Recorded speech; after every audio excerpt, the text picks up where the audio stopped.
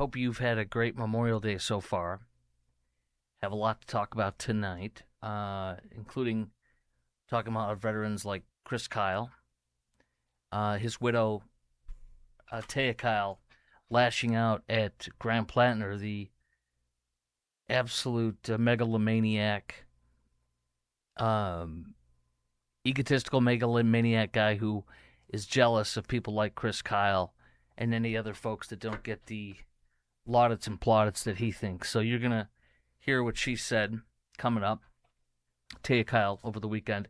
Also, I want to hit some just one Memorial Day story to just talk about one person's sacrifice. And then also Iran. There's a lot going on in Iran today and over the weekend, and none of it makes me happy. So we'll talk about that. And then we're going to go with some other local DFW stuff with a 14-year-old girl is missing. But this time, one police department, who I've had issues with, one police department, not me personally, but just as a talk show host, one police department is doing it right when a teenager goes missing. Many others are not. We'll do that. Paxton, Tellerico, Cornyn preview as well, and a whole bunch more stuff. This is Croc Talk with Chris Croc, and it is brought to you by IRSprob.com, IRSPROB.com, helping good people with IRS problems, specializing in IRS controversy, IRS audits, and tax planning strategies. I want to just start out, though, by saying how much I enjoy being with you, enjoy our connection. Oh, I forgot to mention, if you didn't see, the Washington Post and not the Washington Post, the New York Post, as well as Fox News covered our event that we had, our Bibles, Not Korans event that we had on Tuesday of last week. Of course, my friend Marco Hunter Lopez, his father, Marcos, putting it together with me, along with our friend Kyle, KD Sims. And I'll put them up on the, actually, you know what, really? I think it's best for you to just read them. They're put up on the top of, my Facebook feed. My Facebook feed as well as my Twitter feed. They're up at the top right there, all right? So that's the good news. Let's see here also what I got for you. I may have clicked the wrong button on something here. Stand by if we're still going on with that. Oh, no, we're good. Okay, good. Okay. Bumped a button, but we're good. All right, so here's what I want to do. Let's get into this. Yeah, so if you want to see the coverage of the New York Post and the Fox News covering our Bibles, not Korans, not protest, but we were passing out Bibles instead of Korans. Here's some of the pictures you may have seen. That's Joel Sparenberg. He joined me on the show Thursday night. Some other photos are just awesome of the folks from our Bibles, Not Korans event, passing out probably 300 or more Bibles to students as they were going into school. They passed them out as well to different kids within the school district. Within the school, I should say, Wiley East High School. So there's all the different pictures. It was an amazing day. So that's the good news. So Fox News covered it. It was on Sunday, yesterday. And then it was also, the New York Post covered it yesterday as well as Sunday. So we were in both the New York Post as well as Fox News. Tom Selleck chiming in saying that was great in Wiley. I saw that. Thank you, Tom Selleck. So if you want to see the Fox News coverage, New York Post coverage, just go to, as I said, Facebook at Chris Croc. Here, I'll put it up on the screen. This is my podcast, Rumble and YouTube. Rutro, where am I? Hold on. Let's go back. Try that again. Boom. There we go. All right. That's how you follow the podcast. But you just go to at Chris Croc Show, ChrisKrok, at Chris Croc Show on Facebook and on Twitter, or X now they call it, of course. And you can see right at the top, I have the two stories from the New York Post and Fox News covering it yesterday. They did a very good job, and they also went back and interviewed folks at Wiley ISD. That's why it took several days for them to get the report out, because they actually did their job properly. They interviewed both sides, and they also asked Tiffany Doolin, the disgraced principal who 2 years in a row wore the hijab, and said that she absolutely loved it. on World Hijab Day, quote unquote. There she is, Tiffany Doolin, the disgraced principal, 2 years in a row, saying how she loved it, all caps, being a principal and wearing those hijabs. By the way, this woman, Tiffany Doolin, who should be fired, the principal of Wiley East High School, then the next year, third year in a row, was allowing adult professional Muslim proselytizers to come in. Nothing's been done to her, no punishment, no nothing. So we're going to keep their feet to the fire at Wiley ISD until they let her go or punish her in some way. But let's get to Memorial Day, because this is a big deal. And just one story today that I want to focus on. And, of course, Taya Kyle, his wife, lashing out properly, or slapping back, if you want to say, at Graham Plattner, the disgraced, absolute disgraced veteran who is all about himself, the megalomaniac. Tom Selleck saying, this is why women can't be, saying, what a disgrace. Tiffany Doolin. Yeah, what a disgrace she is. That's exactly right. She is a disgrace. All right, let's get back to this, though. If you want to comment, if you watch me live on YouTube or Rumble, you can comment, and I'll see it right away, and I'll mention it, okay? Fireman Third Class Royal Luker is going to be buried in his hometown on Saturday of Plainview, Arkansas, where he grew up before enlisting in June of 1941. Stars and Stripes reported the other day. The article says that forensic methods at the time did not allow officials to identify his remains. He was buried in a grave marked unknown. He was a sailor killed at 17 years of age, sailor, in Pearl Harbor.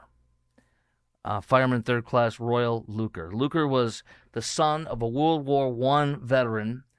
He will be buried with full military honors at New Bethel Cemetery. His remains are going to be returned home more than 84 years after his death.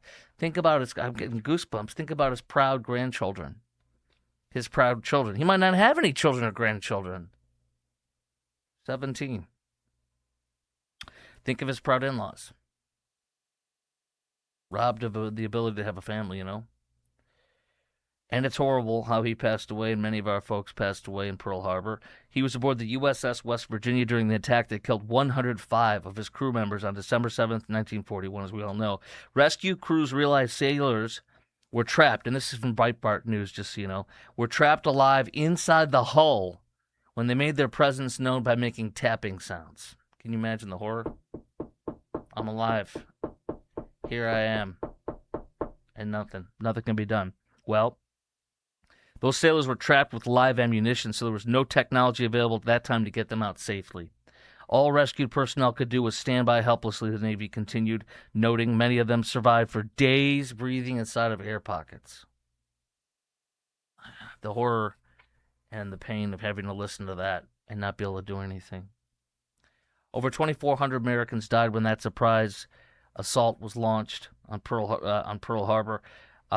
Luker reportedly received several military honors for his sacrifice, including the Purple Heart, the Navy Presidential Unit Citation, which recognizes extraordinary heroism. Now let's go to Taya Kyle, the widow of Chris Kyle. And I always like to tell you this, I'm real proud of this, that before Chris Kyle was murdered for having the audacity to serve other veterans, before he was murdered, I had him on my show here in Dallas-Fort Worth fairly regularly, I'd say. I had him on 2, 3, 4 times, I don't remember, in the last several months before he passed away. I was doing a lot of work with his charity in Dallas-Fort Worth. I became very close, good friends with the head of his charity, a young man named Travis Cox, who's now an older guy. Not older, but, you know, he's been married since and has 2 little girls, beautiful little girls. Anyway, Travis headed up his charity. I became very close to Travis, and we were just getting to really start to know Chris Kyle, having him on, like I said, fairly regularly. And then he was killed. He was murdered from us. And when I talked to Travis the day he was murdered, it was a Sunday, I believe, and it was dark out in my backyard when I was talking, and I'll never forget where I was.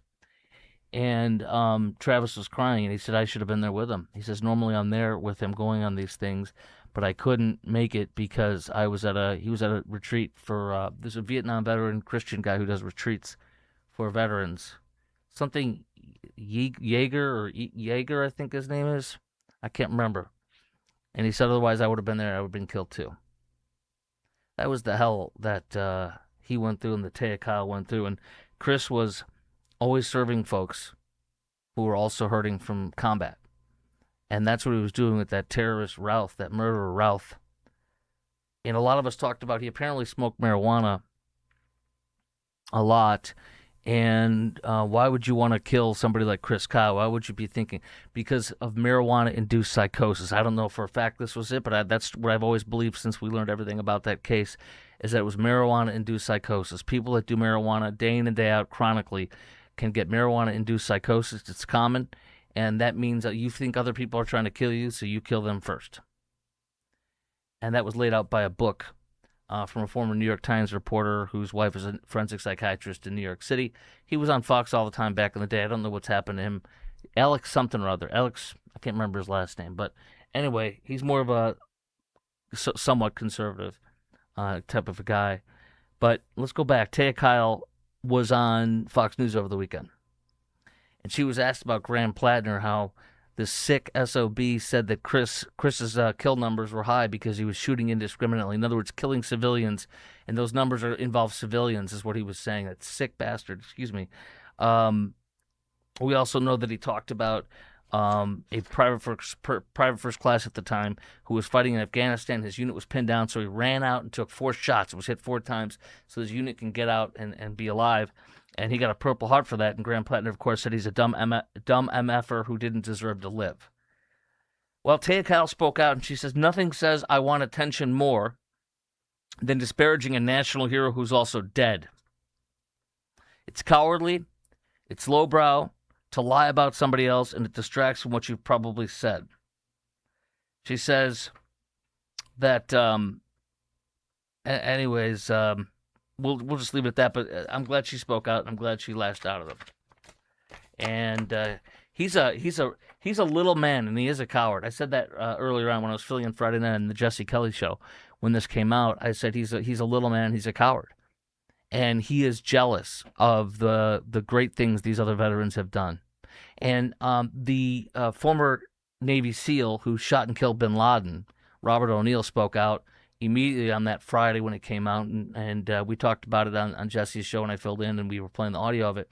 And basically, he's like, this has nothing to do with PTSD. PTSD doesn't make you an a-hole and say horrible things for several years in a row. You might have one incident here, one incident there, but that's not what this is. So he called him out as a coward as well, which is what he is. And I think we need to pray for the people of Maine to get their heads out of their butts and make sure that this guy doesn't get put in office because he's dangerous. Oh, speaking of which, a guy whose name I've heard on and off, who sometimes takes these non-Democrat stances. He's a Democrat, very liberal, leftist Democrat, but sometimes he says things that are like surprisingly, right. Jake Auchincloss, who I believe served in either Iraq or Afghanistan. Jake Auchincloss, Democrat from Massachusetts. And if you're a Democrat from Massachusetts, I mean, that's as Democrat as it gets, and liberal and leftist as it gets. Jake Auchincloss called out Graham Plattner and said his tattoo and his commentary about it are personally disqualifying. I hope Maine voters agree with me. So, by the way, in the same interview, he said he's strongly with James Tallarico, low T James Tallarico. We'll get into that in a little bit, too. But when you have a Democrat, a very liberal Democrat out of Massachusetts saying that people of Maine should not vote for you, and you're a Democrat named Graham Plattner, that shows how bad it is. And then you see this. You know what's really funny is Jake Auchincloss, being a Democrat from Massachusetts, says that. But yet, Elizabeth Warren, you want to get a beer? Hey, let's get a beer. You want a beer? Let's have a beer. And Bernie Sanders, Chris, healthcare.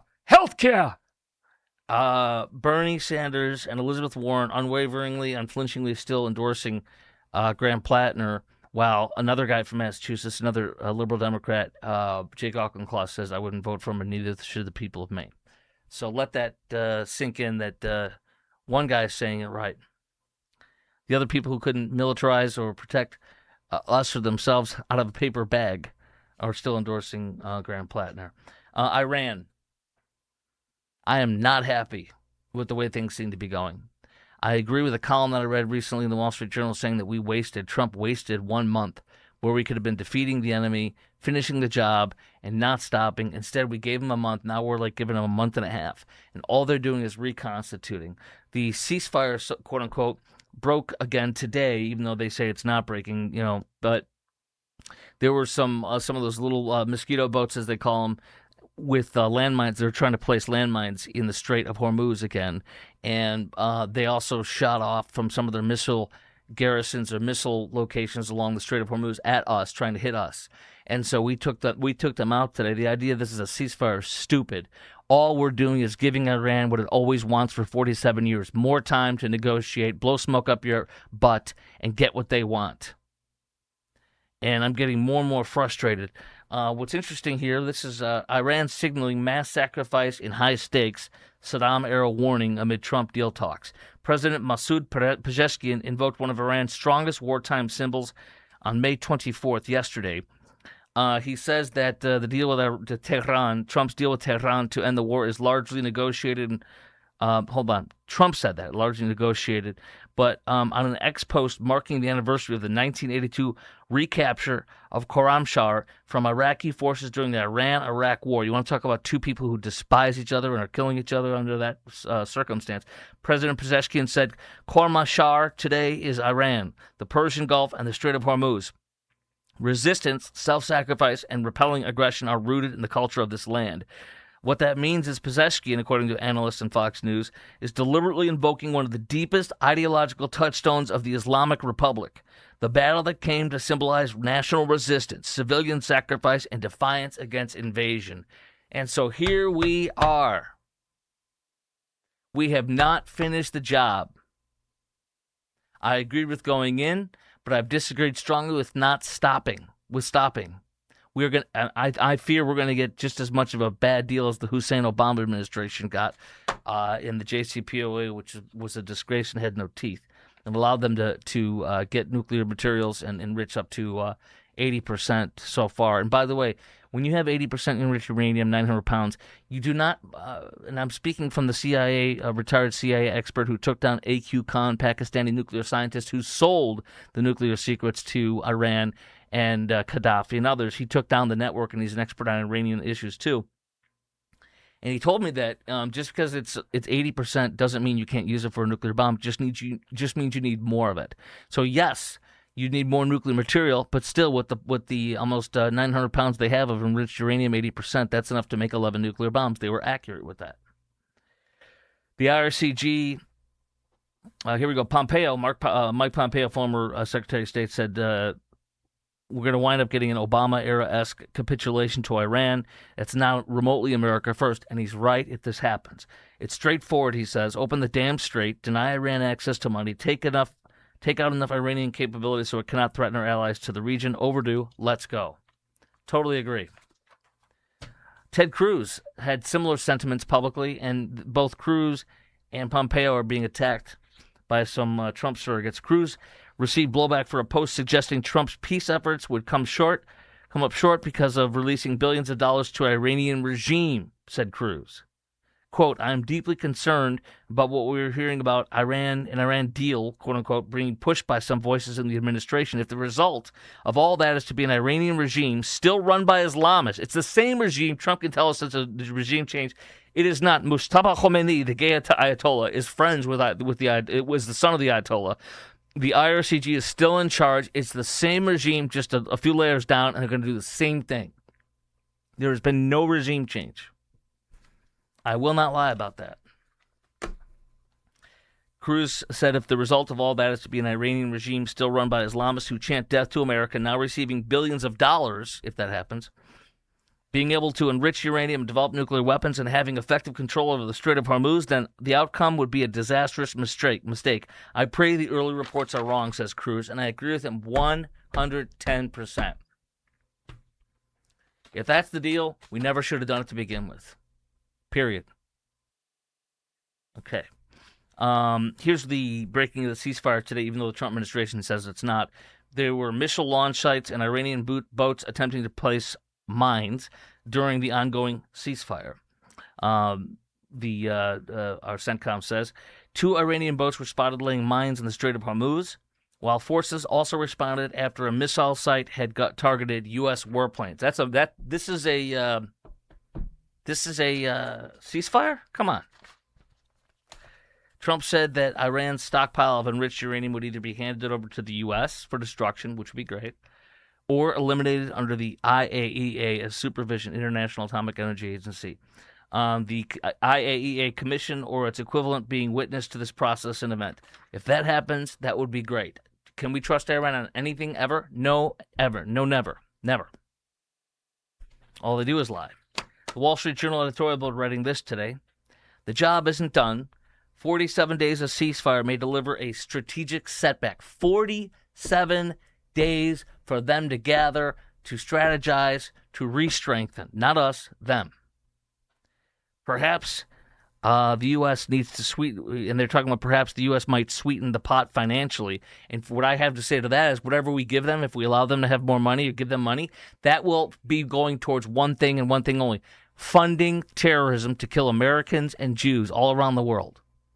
If we allow them to get money out of this deal, if we give them money out of this deal, it will go directly to one thing, not to feeding their people, not to taking care of their people, but to kill Americans and Jews all over the world. That's it. I'm not saying they're getting money, but if they do, that's what will happen. Talks on nuclear issues and further sanctions relief could continue for 60 days or more, the journal says, which, again, is totally unacceptable. A U.S. official says, but Iranian officials deny the regime gave assurances that a final deal would include disposal of its own enriched uranium. With ending U.S. pressure before it, here, and here's what the journal brings up, ending U.S. pressure before dismantling the nuclear program. We have ended our pressure before the nuclear program has been dismantled. How credible will a threat be 60 days closer to the midterms? The longer we drag this out, the closer we are to the midterms, the less leverage we have. It would trigger a new Iranian blockade of Hormuz, perhaps they're saying, if this drags it to within 60 days. Iran wins. The closer we get to the midterms, Iran wins. Gets more, and more, and more. And yes, they have closed the Strait of Hormuz. We have not. They have. And that's unacceptable. I didn't mean to be whizzing your Cheerios, but it is what it is.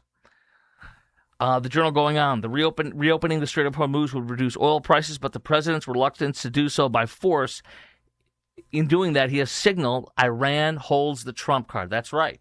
Since we won't retake the strait by force, Iran holds the trump card. Iran. Unacceptable. And you can say, Chris, it's not realistic. Chris, it's this, it's that. We would lose. Well, if we're going to do this, we got to do it. What else? A bad deal would leave Trump off worse politically, even if gas prices fall.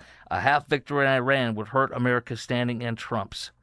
I agree. I absolutely agree. Now, coming up next, I'm going to hail one of our local major police departments in Dallas-Fort Worth for handling a missing teenager the right way. And I'm going to tell you why so many departments across this country do it the wrong way, and it gets me very angry. And I'll tell you why in a moment. Also, a preview of Paxton versus Cornyn. Tomorrow is Election Day, of course, for the runoff. And then Austin Metcalf stabbed to death from reports and even Carmelo Anthony's own admission saying, I didn't suspect of doing it. I did do it or something like that, he said. All that is coming up next because they had a graduation ceremony yesterday.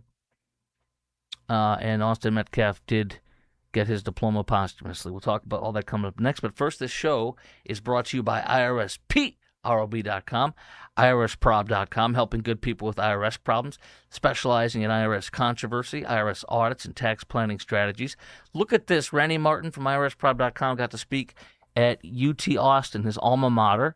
He was chosen to come in and speak to the students there at UT Austin and had a great time with them, reconnecting where he went, which is the best accountancy school in the state of Texas. So if you have IRS problems, maybe you have somebody in your family who's passed away and there's tax issues, or maybe you want a tax planner for tax planning strategies, it is IRSProb.com, IRSPROB.com, helping good people with IRS problems, IRS controversy, audits, and tax planning strategies. Call 214-214-3000. That's 214-214-3000. Or go to IRSProb.com and tell them Chris Crock sent ya.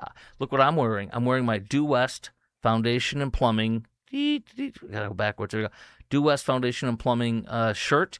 This is what the lieutenants in the field wear. I am honored to wear one because Due West is one of my sponsors. Jim Dutton, the host of Texas Home Improvement in Dallas, Austin, and Houston, is my friend. My wife worked at Due West Foundation and Plumbing for 3 years. They have done every piece of plumbing, every foundation repair on this house for all 11 plus years we've been into this house. I didn't buy it until Jim approved it by doing plumbing tests, static tests, as well as inspecting the foundation. And boy, they told me, here's what you do. You do this and this and this. They said, your plumbing's fine. You do this and this and this, and you will be good to go as far as handling your foundation. They gave me some tips and some things to do. They do root shields to protect your foundation. They've done them on mine from roots going underneath. They do concrete leveling, retention walls, and, of course, plumbing and all things foundation. When they replaced 17 feet of plumbing under my slab home, they had to do a lot of foundation stuff because you can't dig out that much dirt without putting piers in there to keep the house the way it's supposed to be. They did hella job. Here we are 7 or 8 years later, and guess what? Still hella job. They replaced my water heater, anything plumbing. When they did a renovation for the bathroom, they did all the plumbing. Always, everything. Due West. If you want the best, call Due West, du-west.com. That's du-west.com. Or call 972-406-0912, 972-406-0912, and tell them Chris Crock sent you to du-west.com. And I'll tell you about my roofer, Blue Ribbon Roofing, in just a little bit as well. They're coming over tomorrow, and they're going to meet with my adjuster on some roof damage tomorrow. So you have a roofer now that we can very, very much trust. I'll tell you about them in a few. Here's what we want to get into right now, though. This sweetheart is missing. Okay? That is a 14-year-old girl. Her name is Brooklyn Ocean Marble. Brooklyn Ocean Marble. She's only 14. And I'm going to read you something about this, okay? If you see that young girl, you call the police in Plano, Texas. And the Plano police, I have issues with. Ed Drain, its chief, is woke. He took a knee for BLM, the Marxist, godless, communist. They hate, BLM hates God's plan for the family, a father and a wife and a husband, marriage. Anyways, but aside from that, they did it right here. They did not pull an Amber Alert for this young lady. They did not pull an Amber Alert for this lady. I chastised the heck out of Irving police the other day in Irving, Texas, because they pulled an Amber Alert and they didn't have 3 of the 4 or 5 criteria for an Amber Alert they didn't have. Police departments are constantly pulling Amber Alerts when they do not meet the strict criteria. And every time you pull the Amber Alert and it is not meeting the criteria, you are turning the Amber Alert into what happened with the milk carton. You don't see kids' faces on milk cartons anymore because they were everywhere. It was too much. Nobody paid attention anymore.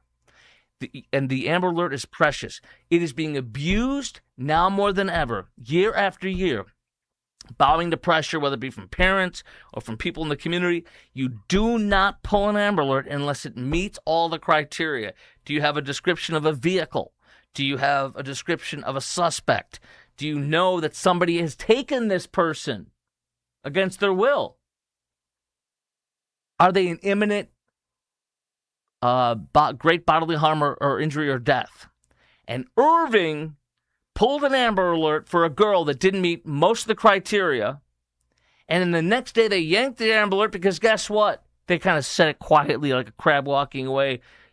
It was exactly what I said. It was a false, bogus Amber Alert. There was no one that was bad. Nothing was done that was fitting of the Amber Alert. And so another police department, I always chastise them when they do this, another police department, shame on you, Irving, another police department is abusing the Amber Alert system, making the average person tune out, not pay attention, and that means more young lives will die because less people will pay attention to the Amber Alert. Don't bleep with the system. Here's the young girl who no Amber Alert's been done because they did it right. And here's why. Watch this.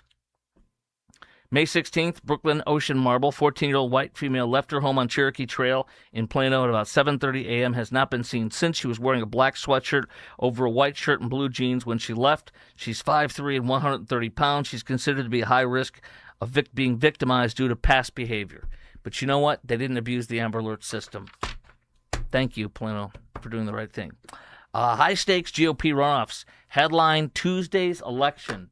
That's it, guys. Paxton versus Cornyn is tomorrow.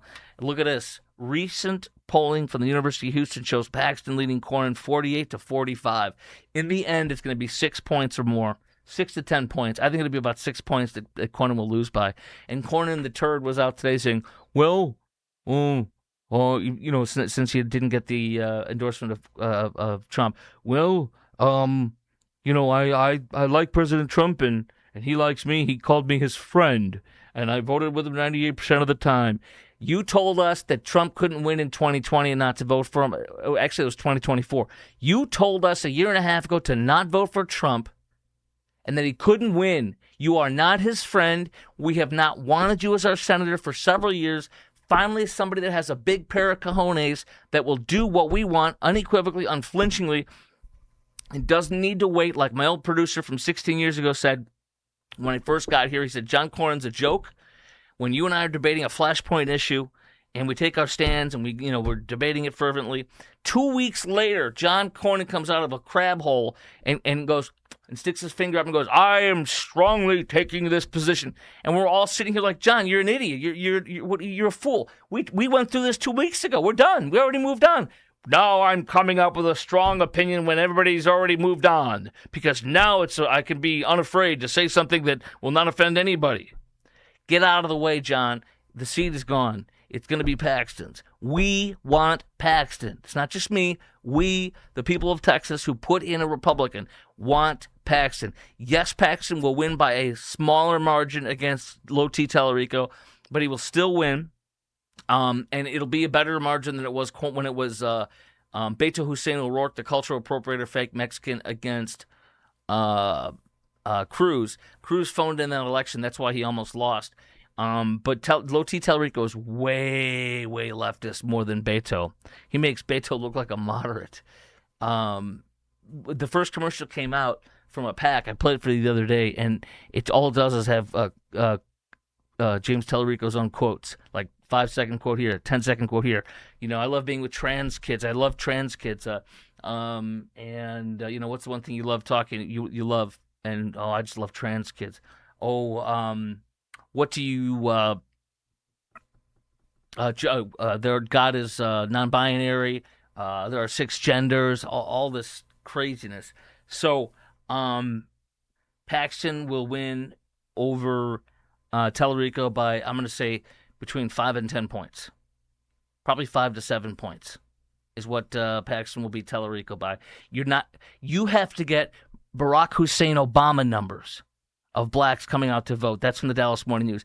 This guy won't get half of the black vote that would come out, because once they hear this guy says God is non-binary and there are 6 genders, they're freaking out. You're not going to get a sweet black woman or a Democrat, dyed-in-the-wool Democrat black dad who's going to church, particularly in 50s, 60s, 70s. They ain't going to go out and vote for this guy. Oh, what? This guy says there's 6 genders. The guys, what the hell? Get that white boy off the stage. I ain't voting for him. No. Okay, so that's it. University of Houston recent polling says Cornyn's up over, Paxton's leading Cornyn by 3 points, 7% undecided. We're going to win it. Paxton's going to win it. We all know it. Austin Metcalf. I want to tell you about Austin Metcalf and his brother Hunter receiving his degree posthumously, and the latest on what's going to happen with the trial and the GoFundMes with him and Carmelo Anthony, who unequivocally, according to his own words, I did it, is what he said, I believe. He told the cops when they arrested him, and he's, the actions of stabbing him in front of everybody. We'll get into that in just a second in front of the whole track meet. But first, this show is brought to you by Blue Ribbon Roofing. They have been in business. Blue Ribbon Roofing's been in business for 32 years. I'm a USAA insurance guy, which is like the best company. They do a lot of USAA work that is very reassuring to me. But you know what else? They are voted best in McKinney for several years in a row, year after year after year. There is on the right John Hopkins and his wife Tish, and then on the left is Trevor and his wife Jennifer. They are the brain of the entire company, and they've been doing this, like I said, for 32 years. Here's John on my roof talking with me. This is a lot of fun. Watch this. See that white line? Yeah, what is that? That's the fiberglass mat underneath the shingle, meaning all the shingle's gone. Now you're down to the fiberglass mat. I never would have recognized any of this or noticed Of it. course you wouldn't. It'd be like you handing me your microphone. Yeah. I don't know anything about it. Do you want to do a show for me? I don't know anything about it. I got to depend on you. I think you want to. I guess I'll do the show then. Yeah, you do the show. Down the roof. All right, Blue Ribbon Roofing, here you go. Give them a call. They've done more than 25,000 roofs in DFW. They're over a lot of the state, but they're based out of McKinney, and they're mostly DFW. Go to blueribbondfw.com. That's blueribbondfw.com, and tell them Chris Crock sent you to Blue Ribbon Roofing. They'll be on my roof again tomorrow with my adjuster. Okay, let's get to Austin Metcalf and the latest. Austin's brother Hunter was able to receive his diploma. Austin Metcalf's diploma posthumously. Thank goodness. Hunter went across the stage twice at Memorial High School's graduation. Austin, of course, was 17 years of age when a knife was plunged into his chest. According to police reports, after Austin said to Carmelo, "Get out of my tent." The tents are for the team.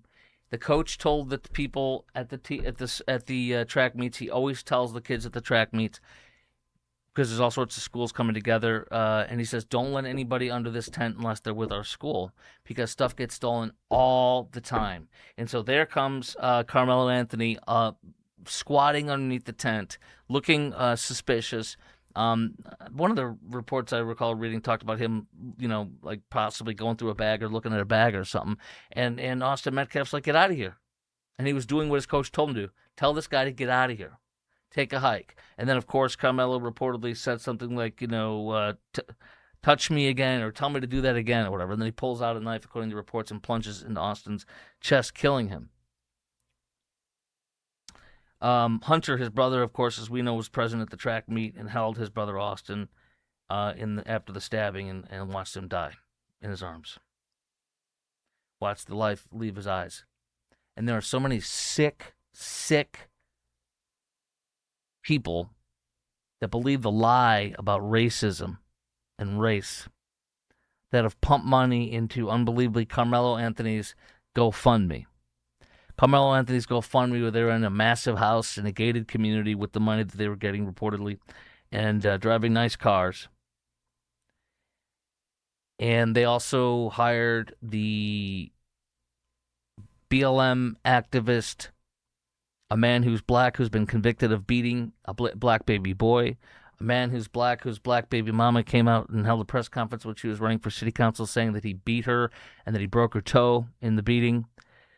A man who, the many faces of Dominique Alexander, with, I think, 10 or 11 or 12 or 13 arrests for felonies, check cutting, all sorts of crimes.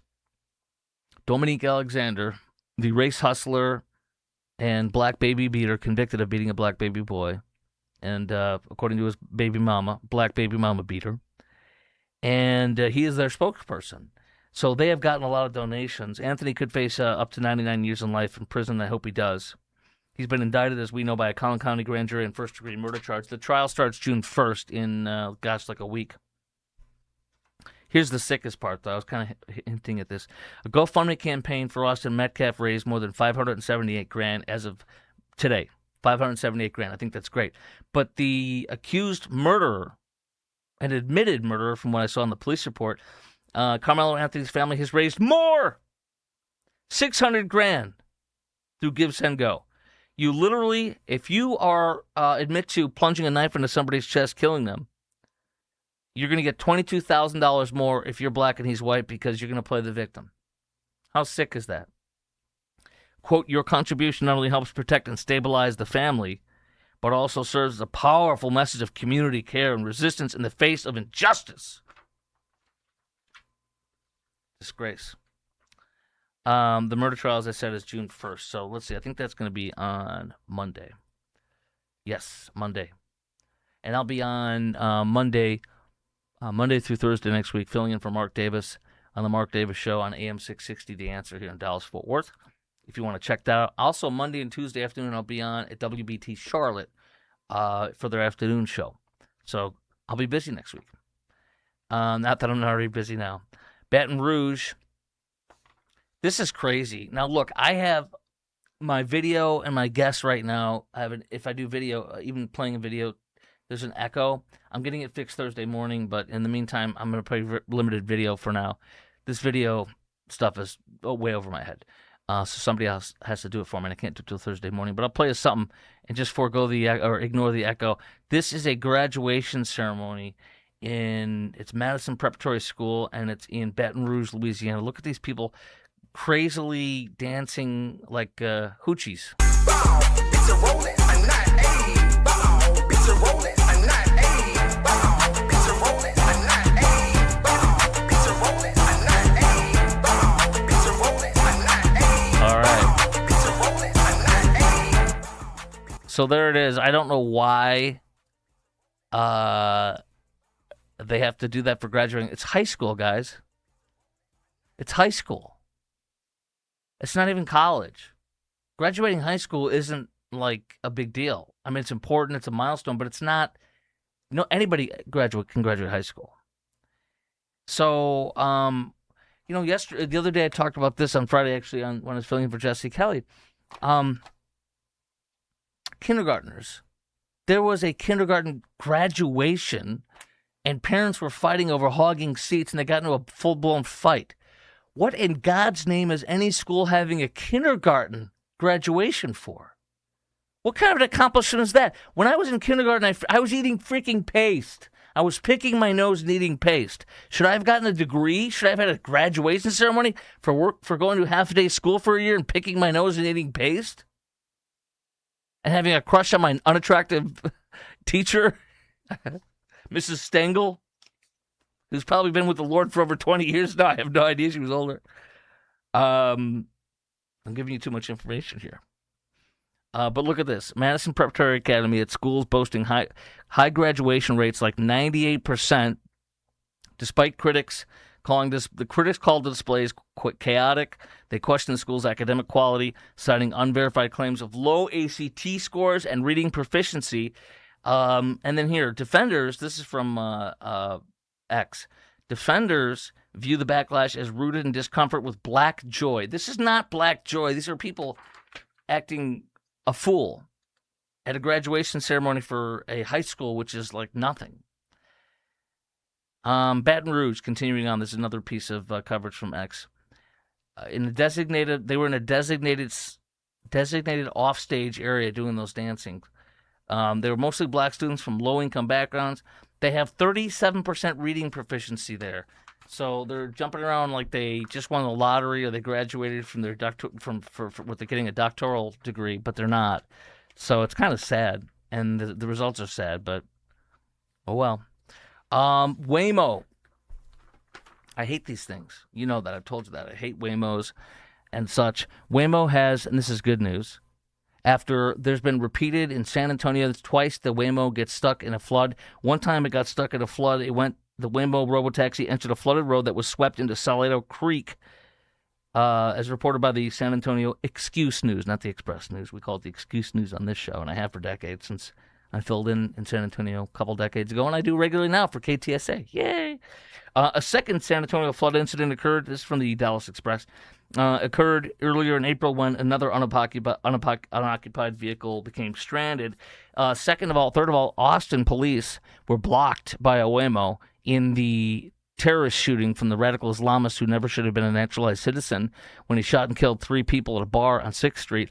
The police were delayed in getting to the terrorism scene because of a Waymo that was errant. Get these things off our roads. Dallas, I played you the video the other day.